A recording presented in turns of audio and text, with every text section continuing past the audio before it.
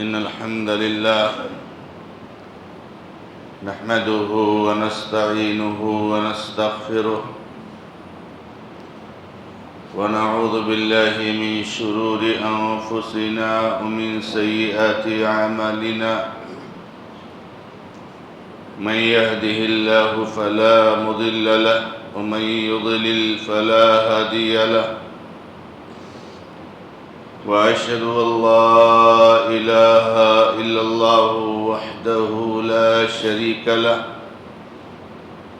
وأشهد أن محمدًا عبده ورسوله صلى الله تعالى عليه وآله وسلم يا أيها الذين آمنوا اتقوا الله حق تقاته ولا تموتن إلا وأنتم مسلمون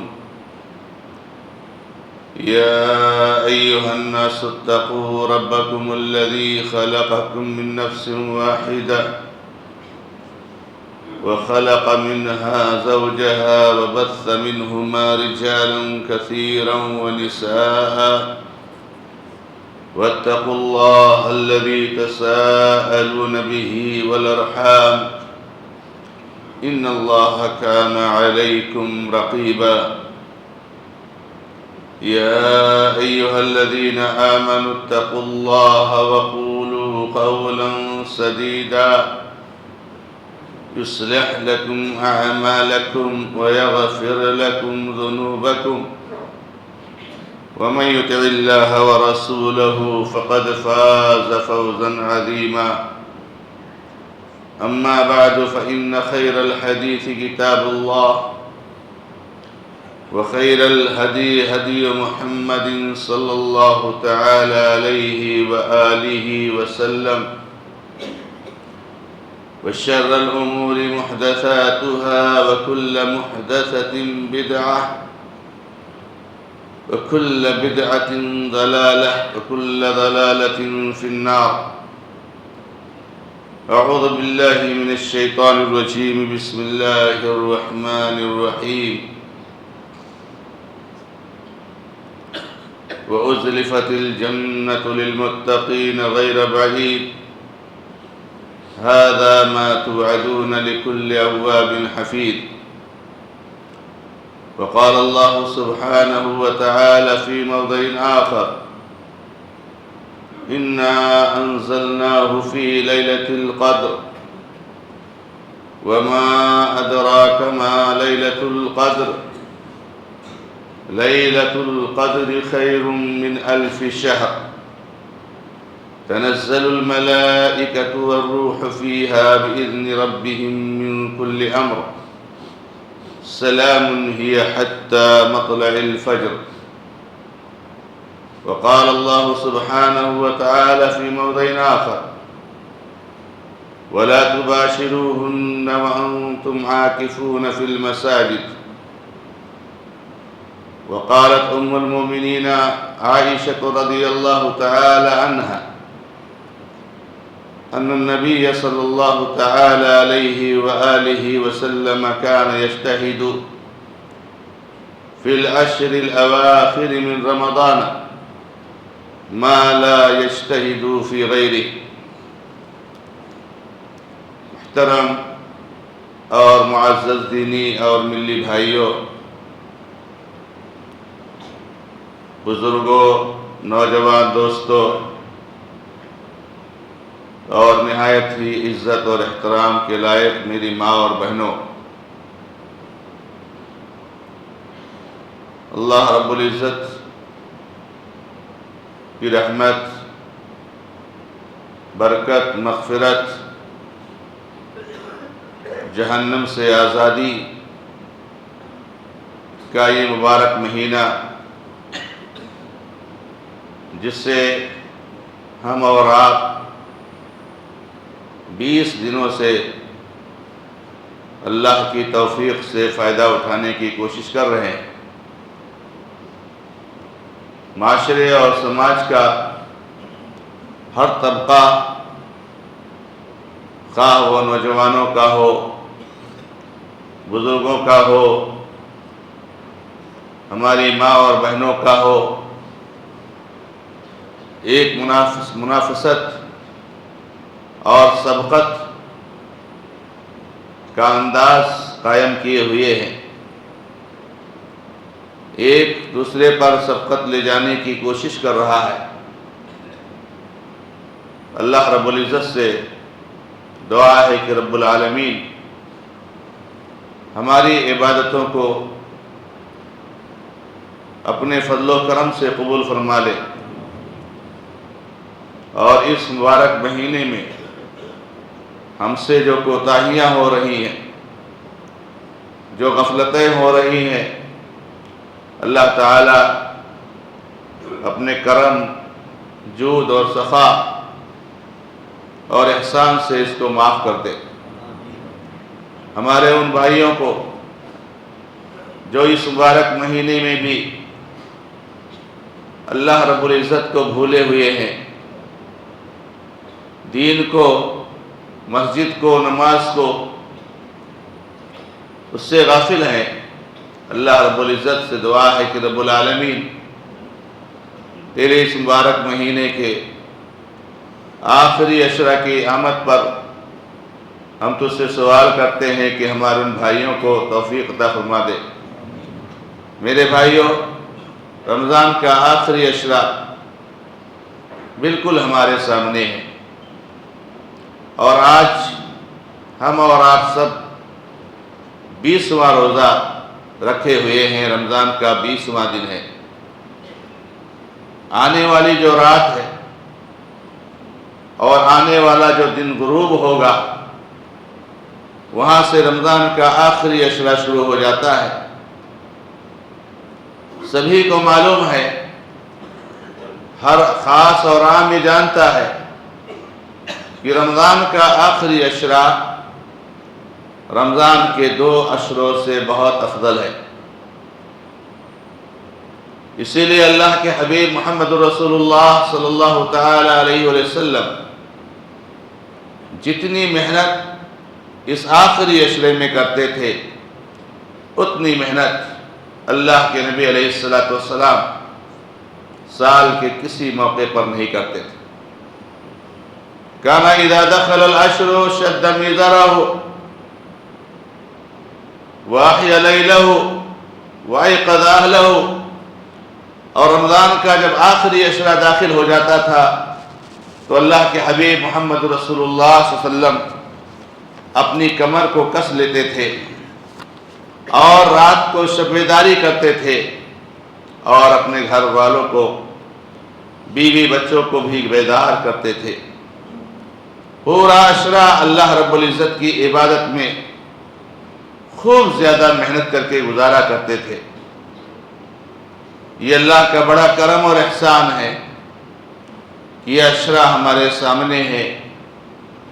رب العالمین کا بڑا فضل ہے کہ صحت اور تندرستی ہمارے ساتھ ہے، اور اللہ رب العزت نے زندگی کے جو لمحات عطا فرمائے ہیں یہ بہت قیمتی ہیں۔ زندگی کے ان لمحات کو رب العالمین نے اس لیے نہیں عطا فرمایا ہے کہ ہم اللہ کی دی ہوئی زندگی کو پا کر، رب العالمین کی زمین پر چل کر، رب العالمین کا دیا ہوا کھانا کھا کر اللہ رب العزت سے بغاوت کرے اور رب العالمین کے احکام کی خلاف ورزی کرے۔ میرے بھائیوں، یہ زندگی جو ملی ہے یہ اللہ رب العزت کو خوش کرنے کے لیے ملی ہے، ایسے کام کرنے کے لیے ملی ہے جس سے رب العالمین راضی ہو۔ اسی میں ہمارا دن اور اسی میں ہماری رات اور اسی میں ہمارا ہر لمحہ گزرنا چاہیے، ورنہ میرے بھائیوں جنازے کا اعلان تو ہم روز سنتے رہتے ہیں، نماز میں، جنازے کی نماز میں ہم شرکت کرتے رہتے ہیں، جنازے کو غسل ہم دیتے رہتے ہیں، اور اٹھا کر میت کو قبرستان میں لے جا کر کے ہم دفن کرتے ہیں۔ رمضان میں کتنے مردوں کو دفنایا، کیا ہم یہ تصور نہیں کر سکتے ہیں میرے بھائیوں؟ اور بالکل کرنا چاہیے کہ آج تو اعلان ہوا ہے کسی ہماری بہن اور ماں کا، اللہ رب العزت ان کی مغفرت فرمائے، اگلا اعلان ہو سکتا ہے ہمارا ہو۔ اس تصور کے ساتھ یہ دنیا گزارنی چاہیے، اس تصور کے ساتھ زندگی کے لمحات کو بہت قیمتی سمجھنا چاہیے۔ اور جب انسان اس دنیا سے چلا جاتا ہے، جہاں اس کی روح قبض کر لی جاتی ہے، جہاں ساری سرگرمیاں، ساری پلاننگ، سارا ارادہ اور نہ معلوم کیا کیا ہم نے سوچ رکھے تھے، سب دھرا کا دھرا رہ جاتا ہے۔ نہ کوئی کچھ آپ کے ہمارے ساتھ جانے والا ہے اور نہ کوئی کام آنے والا ہے۔ اس رمضان کے مہینے میں اور اللہ رب العزت کے دیے ہوئے شب و روز میں ہم نے جو محنتیں کی ہوں گی، ہم نے جو نمازیں پڑھی ہوں گی، رب العالمین کو جو ہم نے خوش کیا ہوگا، وہی ہماری قبر میں بھی کام آئے گا، اور وہی ہمارے محشر میں بھی کام آئے گا، اور وہی ہماری آخرت کے سارے مراحل میں کام آئے گا۔ میرے بھائیوں، موت بہت بڑا نصیحت کا ذریعہ ہے۔ اللہ کے بندو، اس آخری عشرے میں ہمیں اور آپ کو زیادہ سے زیادہ عمومی طور سے عبادت کا اہتمام کرنا ہے۔ 10 دن میں بھی اور رات میں بھی زیادہ سے زیادہ عبادت کا اہتمام کرنا ہے۔ اس کا ہمیں اور آپ کو خیال رکھنا چاہیے، کیونکہ اللہ کے نبی علیہ السلام کی جو سنت آپ کو بتائی گئی کہ نبی علیہ السلام اس آخری عشرے میں جتنی محنت کرتے تھے اتنی محنت کبھی بھی نہیں کرتے تھے۔ تو ایک تو پہلی سنت یہ ہے کہ اس عشرے میں ہم زیادہ سے زیادہ محنت کریں، لیکن یہ ہماری محنت میں زیادتی بھی اللہ کے حبیب محمد رسول اللہ صلی اللہ علیہ وسلم کی سنت کی اتباع میں ہونا چاہیے، سنت کے دائرے میں ہونا چاہیے۔ سنت سے باہر نکل کر کے عبادت میں کوئی زیادتی، یہ اللہ رب العزت کو قبول نہیں ہے، یہ اللہ تبارک و تعالیٰ کو منظور نہیں ہے۔ ہمارے بہت سارے بھائی عبادت میں زیادتی کے نام پر تراویح پڑھنے کے بعد تہجد کے پڑھنے کا اہتمام کرتے ہیں، یہ اللہ کے نبی علیہ السلام کی سنت کے خلاف ہے۔ یہ محمد رسول اللہ صلی اللہ علیہ وسلم کی سنت کا طریقہ نہیں ہے کہ جب آپ تہجد پڑھ لیں، آپ قیام رمضان کر لیں، تو آپ اس کے بعد پھر تہجد کے نام پر پڑھیں۔ اما عائشہ رضی اللہ تعالیٰ عنہ صراحت فرماتی ہیں، ام المومنین کو اس سنت کی خیر خواہی کتنا مقصود ہے۔ کان رسول اللہ صلی اللہ علیہ وسلم ما نکما کان یزید فی رمضان ولا فی غیرہ علی 11 رکعہ۔ اللہ کے حبیب محمد رسول اللہ صلی اللہ علیہ وسلم نہیں اضافہ کرتے تھے، نہیں زیادتی کرتے تھے رمضان میں اور نہ غیر رمضان میں، نہ پہلے عشرے میں، نہ دوسرے عشرے میں اور نہ تیسرے عشرے میں 11 رکعت تہجد قیام رمضان سے زیادہ۔ اس لیے اس کا اہتمام ہونا چاہیے۔ آپ قرآن کریم کی تلاوت اس طریقے سے کرنے لگیں کہ آپ جہاں قرآن کو 10 دن میں ختم کرتے تھے، آپ اور جلدی ختم کریں، 5 دن میں ختم کریں، 4 دن میں ختم کریں، 3 دن میں ختم کریں۔ لیکن 3 دن سے کم میں قرآن کو ختم کرنا اللہ کے بندوں محمد رسول اللہ صلی اللہ علیہ وسلم کی سنت کے خلاف ہے، اور اللہ کے نبی صلی اللہ علیہ وسلم کی ہوئی حد بندی کو پار کرنا ہے۔ جب عبداللہ بن عمرو بن العاص رضی اللہ تعالیٰ عنہ نے پوچھا، میرے پاس بہت طاقت ہے، میں قرآن کو بہت زیادہ پڑھنا چاہتا ہوں، کہا عبداللہ 1 مہینے میں قرآن کو 1 بار ختم کر۔ کہا نبی صلی اللہ علیہ وسلم اور پڑھنا چاہتا ہوں، کہا 21 دن میں قرآن کو ختم کر۔ کہا اور پڑھنا چاہتا ہوں، کہا 15 دن میں قرآن کو ختم کر۔ کہا اور پڑھنا چاہتا ہوں، کہا 10 دن میں قرآن کو ختم کر۔ کہا اور پڑھنا چاہتا ہوں، کہا 1 ہفتے میں قرآن کو ختم کر۔ اور کہا اور پڑھنا چاہتا ہوں، کہا 3 دن میں قرآن کو ختم کر۔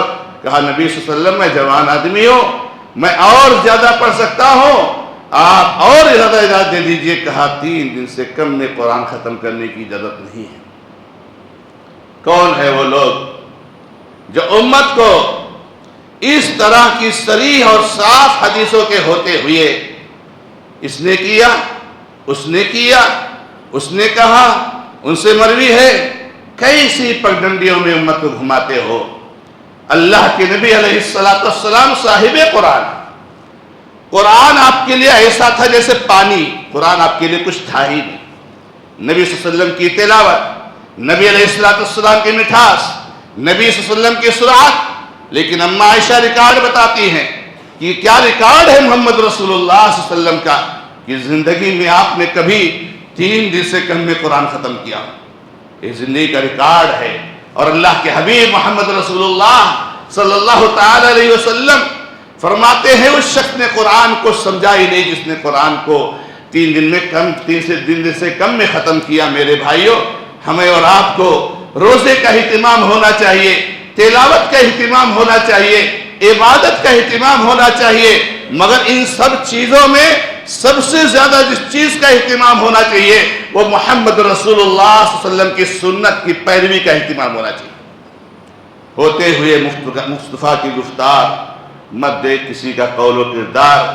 امت کو اسی چیزوں نے گمراہ کر دیا ہے میرے بھائیوں کہ فلاں بزرگ نے یہ کیا، فلاں بزرگ نے وہ کیا، فلاں نے یہ کیا۔ اللہ کے نبی علیہ السلام کو اللہ رب العزت نے آئیڈیل اور نمونہ بنا کر کے بھیجا ہے۔ لَقَدْ كَانَ لَكُمْ فِي رَسُولِ اللَّهِ أُسْوَةٌ حَسَنَةٌ، یہ نہیں کہا لَقَدْ كَانَ لَكُمْ فِي الْإِمَامِ الشَّافِعِي، لَقَدْ كَانَ لَكُمْ فِي الْإِمَامِ أَبِي حَنِيفَةَ، لَقَدْ كَانَ لَكُمْ فِي الْإِمَامِ أحمد بن حنبل، لَقَدْ كَانَ لَكُمْ فِي الْإِمَامِ مالک۔ نبی علیہ اللہ تعالیٰ نے نہیں فرمایا کہ آپ کے لیے آئیڈیل اور نمونہ ہے امام شافعی میں، آپ کے لیے آئیڈیل اور نمونہ ہے امام مالک میں، آپ کے لیے آئیڈیل اور نمونہ ہے امام حنبل رحمۃ اللہ علیہ میں، اور آپ کے لیے آئیڈیل اور نمونہ ہے امام حنیفہ میں۔ کوئی آئیڈیل اور نمونہ نہیں ہے۔ اس روئے زمین پر اگر آج تک کوئی ذات آئی ہے اور قیامت تک جو ذات رہے گی وہ محمد رسول اللہ صلی اللہ علیہ وسلم کی تنہ تنہا وحدہ لا شریک لہ، اس کا بھی کوئی شریک نہیں ہے، جیسے اللہ رب العزت کا بھی کوئی شریک نہیں، اللہ کی عبادت میں کوئی شریک نہیں ہے، اور محمد رسول اللہ صلی اللہ علیہ وسلم کی اطاعت میں کوئی شریک نہیں ہے۔ قیامت تک اس کا کوئی شریک نہیں ہو سکتا ہے۔ تنہا اطاعت ہوگی اور فرمانبرداری ہوگی تو محمد رسول اللہ صلی اللہ علیہ وسلم کی اطاعت اور فرمانبرداری ہوگی۔ تو یہ پہلی ذمہ داری بنتی ہے کہ ہم عام عبادتوں میں زیادتی کریں، محمد رسول اللہ صلی اللہ علیہ وسلم کی سنت کی اتباع کی روشنی میں۔ دوسری بات میرے بھائیوں، اس مبارک عشرے میں جو خاص عبادت ہے جس کے بارے میں ہم اور آپ جانتے ہیں وہ لیلۃ القدر کا تلاشنا ہے۔ لیلۃ القدر، قدر والی رات۔ علماء نے لکھا ہے، چونکہ خطبہ جمعہ ہے بڑا مختصر ہوتا ہے، مختصر ہونا بھی چاہیے، تفصیل نہیں بھی کہی جا سکتی کہ اس کو قدر والی رات کیوں کہا جاتا ہے۔ زیادہ تر لوگ ایک ہی جانتے ہیں، قدر جس کی بڑی عزت ہے، جس کا مرتبہ بڑا اونچا ہے، مقام بڑا اونچا ہے، صحیح بات کہ اس لیے اس کو کہتے ہیں۔ لیکن ایک اور وجہ کہتے ہیں لیلۃ القدر، قدر کا ایک معنی عربی زبان میں تنگ ہونے کے، تنگ ہونا۔ کہتے ہیں اس کا نام لیلۃ القدر اس لیے بھی پڑا کہ یہ رات جو ہے فرشتوں کے نزول سے تنگ ہو جاتی ہے، زمین کا کوئی چپا نہیں بچتا ہے، جہاں اللہ کی رحمت کے فرشتے نازل نہ ہو یہ پوری زمین تنگ ہو جاتی ہے فرشتوں سے۔ اس کا نام لیلۃ القدر رکھا گیا کہ فرشتوں کے نزول سے تنگ ہو جانے والی۔ اسی کو اللہ نے خصوصی طور سے ذکر کیا ہے، تنزل الملائکۃ والروح فیہا بإذن ربہم من کل امر۔ فرشتے اور جبریل امین جو فرشتوں کے سردار ہیں، سب سے افضل فرشتے ہیں، وہ سارے کے سارے اللہ رب العزت کی رحمتیں لے کر کے نازل ہوتے ہیں۔ بتائیے کتنا محروم ہے کہ اللہ رب العزت تو رحمتوں کی بارش کرتا ہے، سارے فرشتوں کو رحمتیں دے کر کے بھیج دیتا ہے، جاؤ رحمتیں پھیلا دو پوری دنیا میں، جو لوٹنا چاہے لوٹ لے۔ اور ہم ہیں کہ اس مبارک مہینے کے آخری عشرہ میں بھی اللہ کی رحمت کو لوٹ نہ پائیں، اللہ رب کی رحمت کو حاصل نہ کر پائیں، تو لیلۃ القدر کو تلاشنے کی کوشش کرو۔ لیلۃ القدر کے بارے میں محمد رسول اللہ صلی اللہ علیہ وسلم نے فرمایا ہے، صحیح بخاری کی کئی روایتیں ہیں، تحروا لیلۃ القدر فی الوتر من العشر الاواخر من رمضان۔ لیلۃ القدر کو رمضان کے آخری عشرہ کی راتوں میں تلاشو۔ لیلۃ القدر قطعی اور یقینی ہے کہ رمضان کے آخری عشرہ کی راتوں میں سے کسی ایک رات میں ہے، 21ویں، 23ویں، 25ویں، 27ویں، 29ویں۔ اللہ کے لیے امت کو کنفیوز نہ کیا جائے کہ یہ لیلۃ القدر جفت راتوں میں بھی ہو سکتی ہے۔ ایسے کچھ لوگ شوشہ اٹھاتے تھے۔ آج ہی میرے کسی بھائی نے سوال کیا ہے کہ کیا 5 تاک راتوں کو اگر ہم جاگ جائیں، اللہ تعالیٰ کی عبادت کر لیں، تو کیا لیلۃ القدر یقینی طور سے حاصل ہو جائے گی؟ دیکھیں ماشاءاللہ جذبہ ہمارے نوجوان کا، ماشاءاللہ اللہ تعالیٰ جذبہ سب کے اندر پیدا کرے کہ لیلۃ القدر کیسے پالے۔ تو نوجوان نے سوال کیا ہے کہ میں نے کچھ ایسا سنا کہ نہیں ہو سکتا جفت راتوں میں، عجیب معاملہ ہے۔ بخاری کی روایت، اللہ کے نبی علیہ السلام فرماتے ہیں کہ لیلۃ القدر رمضان کے آخری عشرے کی تاک راتوں میں تلاش ہو، پھر جفت میں کہا ہو جائے۔ اب کچھ حدیثیں ہیں جس کا اگر کوئی غلط مفہوم لے لیتا ہے، کوئی غلط معنی لے لیتا ہے اور اپنے اس غلط مفہوم کی بنا پر امت کو کنفیوز کر دیتا ہے۔ فضیلت سارے عشرے کی ہے، پورے عشرے کی ہے، بلا شک و شبہ عبادت میں کثرت پورے عشرے میں ہونا چاہیے، لیکن لیلۃ القدر رمضان کے آخری عشرہ کی تاک راتوں میں سے کوئی ایک رات ہوتی ہے، جفت رات بالکل نہیں ہو سکتی ہے لیلۃ القدر۔ اللہ کے نبی علیہ السلام کی حدیث کی صلاح ہے، اور پھر عملی طور سے کہیے کہ نبی صلی اللہ علیہ وسلم سے جو حدیثیں مروی ہیں، بعض روایتوں میں ہے کہ 21ویں رات ہے، یعنی ایک سال لیلۃ القدر 21ویں رات میں ہوئی، بعض روایتوں میں ہے 23ویں رات کو ہوئی، بعض روایتوں میں ہے کہ 27ویں کو ہوئی، بعض روایتوں 25ویں کی ہوئی۔ یہ جو لیلۃ القدر کو ہونے کی روایتیں ہیں، کوئی جفت والی رات ہے 21ویں 23ویں 25ویں 27ویں تاک راتیں تو ہے۔ تو میرے بھائیوں، اس رات کو لیلۃ القدر کو ہمیں تلاشنا یہ بہت اہم ہے، 1000 مہینوں سے بہتر ہے اس کی ایک دن کی عبادت، یعنی 1000 مہینے جو 83-84 سال بنتے ہیں، 1000 مہینے تک آپ عبادت کریں گے، اس عبادت کے برابر اس رات کی عبادت نہیں ہے، بلکہ اس رات کی عبادت سے بہتر ہے۔ لیلۃ القدر خیر مانے افضل، بہتر، خیر من 1000 شہر، 1000 مہینوں کی عبادت سے بہتر ہے۔ تو اللہ کے بندو، وقت نہیں ہے میرے بھائیوں کہ اپنے وقت کو ہم ضائع کریں، وقت نہیں ہے اللہ کے بندو کہ اپنے وقت کو ہم برباد کریں۔ اور میں نے آپ کو درس میں کہا کہ اللہ کا بڑا کرم اور احسان ہے، رب العزت نے ہم کو بنایا ہے، پیدا کیا ہے، ہماری کمزوریوں کو جانتا ہے، ہماری ہمارے ضعف کو جانتا ہے۔ رب العالمین نے ہمیں کسی ایک عبادت کا پابند نہیں کیا، ورنہ شاید ہم نہیں کر سکتے تھے۔ اگر اللہ تعالیٰ کہتا کہ پوری رات نماز پڑھو تو شاید ہم نہیں پڑھتے تھے، اللہ تعالیٰ کہتا کہ پوری رات تلاوت کرو تو شاید ہم نہیں کر پاتے، کیونکہ کمزوری ہے، آدمی اکتا جاتا ہے، آدمی کا دل وہ ہو جاتا ہے۔ تو جو ہے کیا نام ہے، اللہ تعالیٰ نے اس کا پابند نہیں کیا، اللہ نے صرف عبادت کا پابند کیا کہ آپ نماز پڑھو، آپ تلاوت کرو، آپ ذکر کرو، آپ تسبیح پڑھو، آپ توبہ کرو، آپ استغفار کرو، آپ دین سیکھو، آپ دین سکھاؤ، سارے نیک کام کرو۔ کتنا آسان ہو گیا ہے کہ آپ نے 2-4 رکعت نمازیں پڑھ لی، 6 رکعت نمازیں پڑھ لی، 8-10 رکعت نمازیں پڑھ لی، تھوڑا دل جو ہے اکتانے لگا، گھومنے لگے، آپ نے جو ہے ذکر و اذکار کرنا شروع کر دیا۔ اللہ کے حبیب محمد رسول اللہ صلی اللہ علیہ وسلم کے اوپر اس رمضان کے مبارک عشرے، آخری عشرے میں نبی علیہ السلام پر درود و سلام کا نذرانہ پیش کرنا شروع کر دیا۔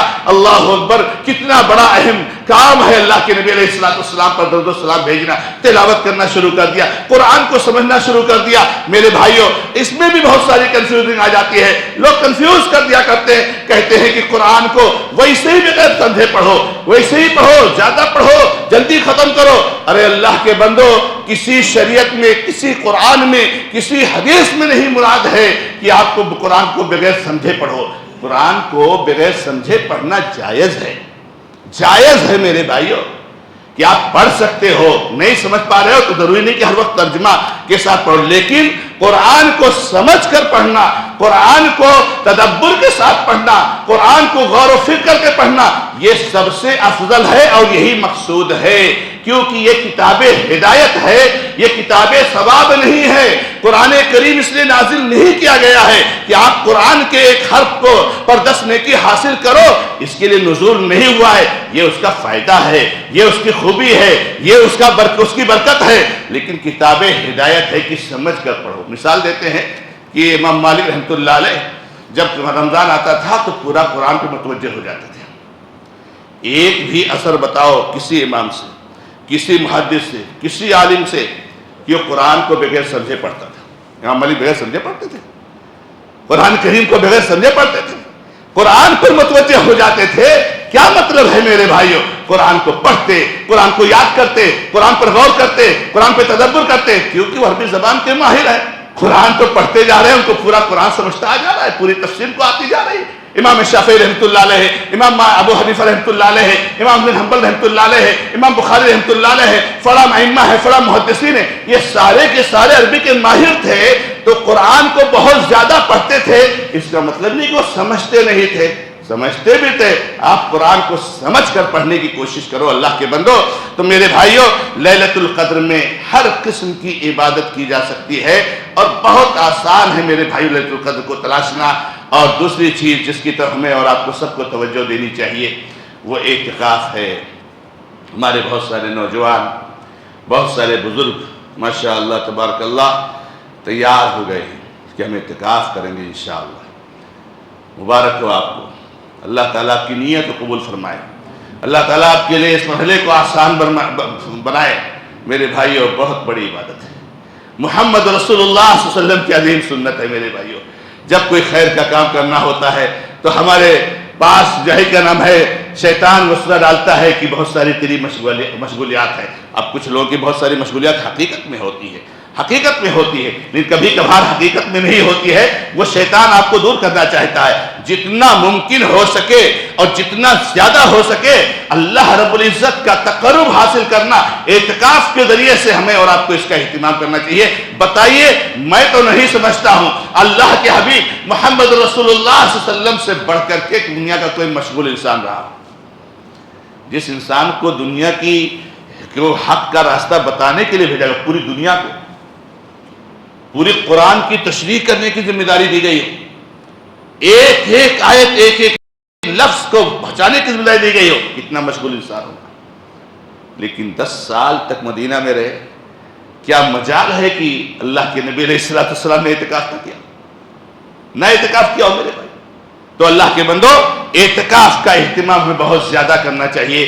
اس لیے ان دو عبادتوں کا خاص اہتمام، اور ان دو عبادتوں کے علاوہ عام عبادت کا اہتمام پورے عشرہ میں، دن میں، رات میں، صبح شام، میرے بھائیوں ہمیں اور آپ کو کرنا چاہیے۔ رب العالمین کا بڑا کرم ہے کہ رب العزت نے ہمیں اور آپ کو توفیق دی ہے۔ بہت سارے ہمارے احباب میرے بھائیوں اس وقت دنیا میں ہیں، ماشاءاللہ ان کے پاس صحت بھی ہے، ماشاءاللہ ان کے پاس زندگی بھی ہے، ماشاءاللہ ان کے پاس جذبہ بھی ہے، لیکن اللہ رب العزت نے امن و عافیت نہیں نوازا ہے، امن و عافیت نہیں نوازا ہے۔ پتہ نہیں کیا حقیقت ہے، ایسے ہی خبر سننے میں آئی یا کچھ نظر سے گزرا کہ اللہ رب العزت ظالموں سے ظلم کا بدلہ لے لے کہ فلسطین پر دوبارہ جو ہے حملہ شروع ہو گیا ہے۔ کیسے وہ زندگی گزارتے ہوں گے، کیسے وہ روزہ رکھتے ہوں گے، کیسے وہ افطاری کرتے ہوں گے، کیسے وہ سحری کرتے ہوں گے، کیسے دنیا کے دوسرے کونوں میں جو ہمارے بھائی مختلف فتنوں کا شکار ہیں، کیسے اللہ کی بات ہم امن و عافیت میں سلامتی کے ساتھ ہیں، شانتی میں ہیں۔ اللہ رب العزت کی عبادت کر لے میرے بھائیوں، اس وقت کے آنے سے پہلے کہ جب یہ فارغ اوقات نہیں ملیں گے۔ اسی لیے اللہ کے نبی علیہ السلام نے ہمیں اور آپ کو اس سے بہت ہوشیار کیا ہے۔ رب العالمین سے دعا ہے کہ رب العزت آخری عشرے کو ہمارے لیے مبارک بنائے، ہمیں خوب زیادہ محنت کرنے کی توفیق عطا فرمائے۔ اللہ تعالی ہمیں لیلۃ القدر کو تلاشنے کی توفیق عطا فرمائے۔ اللہ تبارک و تعالی ہمیں اور آپ کو سب کو ہر قسم کی عبادت کی توفیق عطا فرمائے۔ بارک اللہ لی و لکم فی القرآن الکریم ونفعنی وإیاکم بالآیات والذکر الحکیم وتعالی جوان کو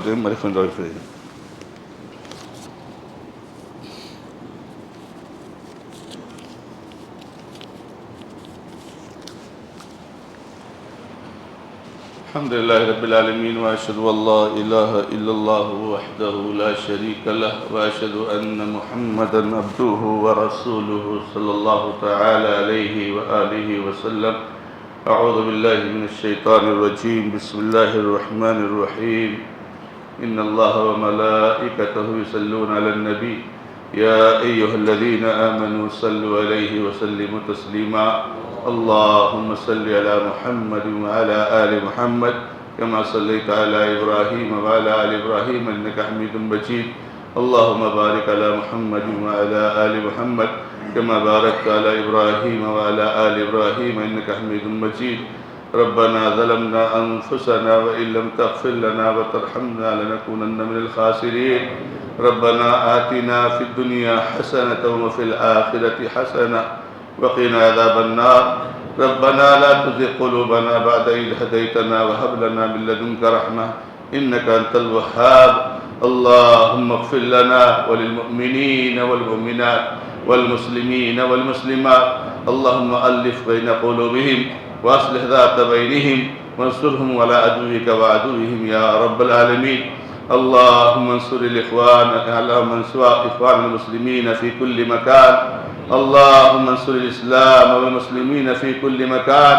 اللهم احفظ الإسلام والمسلمين في فلسطین وفي كل مكان. اے اللہ ہمارے بھائیوں کی حفاظت فرما. اس رمضان کے مہینے میں جہاں بھی ہمارے بھائی پریشانی کا شکار ہیں، رب العالمین تجھ سے دعا کرتے ہیں اپنے روزوں اور قیام اور ساری عبادتوں کے وسیلے سے کہ ان کے لیے آسانی فرما، ان کے دین کی حفاظت فرما، عزت و ناموس کی حفاظت فرما، ان کے مال کی حفاظت فرما، اور اللہ تمہیں خیر کی توفیق عطا فرما.